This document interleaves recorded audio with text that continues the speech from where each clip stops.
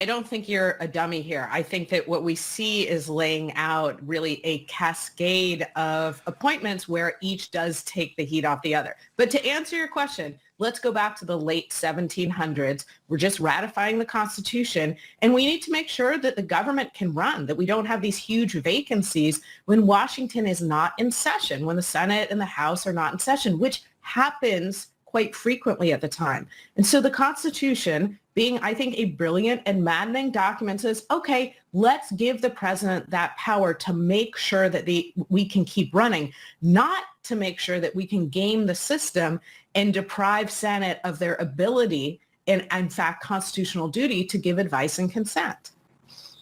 And of course, back then, everybody was on a horse.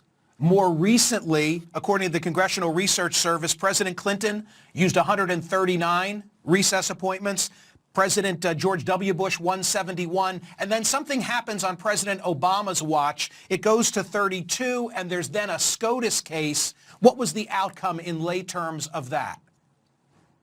So the SCOTUS case comes in 2014. One thing to highlight, just in terms of the context of our conversation here, is that those appointments, while there were many, were not the cabinet level positions that you and I are talking about today. They were lower level positions.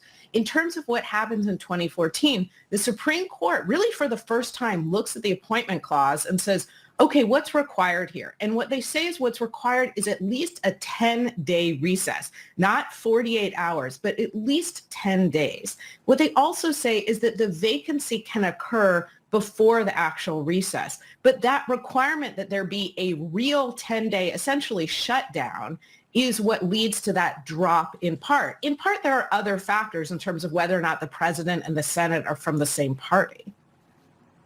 So John Thune becomes arguably the most important person beyond President Trump in this dynamic as the new elected Senate Majority Leader. How much power rests in his hands? What can he do or not do relative to adjournment?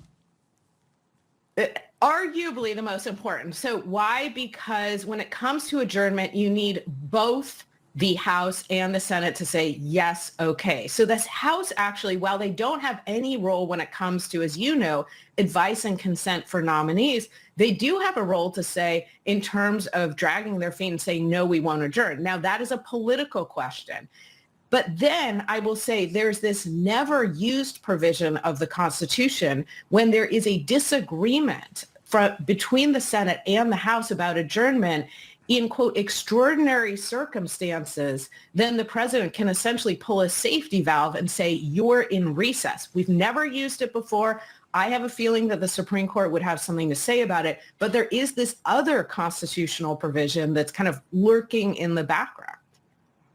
Okay, thank you for playing along. Wipe the slate clean. Big picture, where do you think this is headed? Big picture, I tend to agree with your initial assessment about Matt Gaetz, or one of the potential assessments here, that the win is the nomination, not actually getting it, because it avoids the House committee, the Ethics Committee, providing their potentially damning report to the public.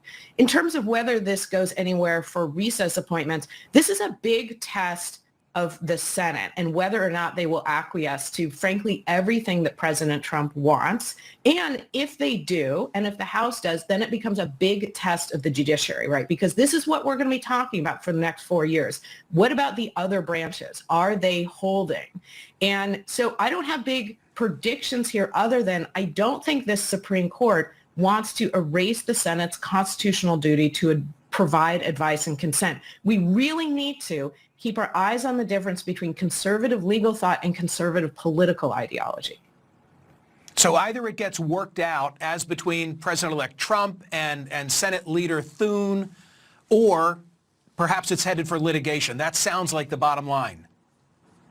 Yeah, that sounds like the bottom line. I think that's right, in the sense of if they try to use these recess appointments in a way that I think the Constitution doesn't envision, in a way that I think, in fact, undermines what the Constitution's vision is, as you know, which is to share power, to make sure that the president does not become a king.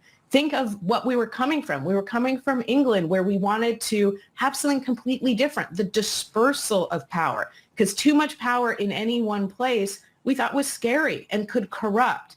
And so we have to look at what happens to our branches now. And if, in fact, the Senate acquiesces, again, I do think there will be litigation. And my prediction at this point is that the federal judiciary holds on this question. This is a question of constitutional interpretation.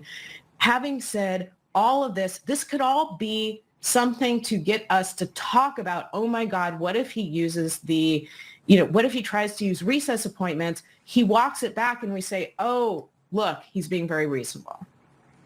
The cards just continue to be moved. Thank you, Professor. That was excellent. I appreciate it.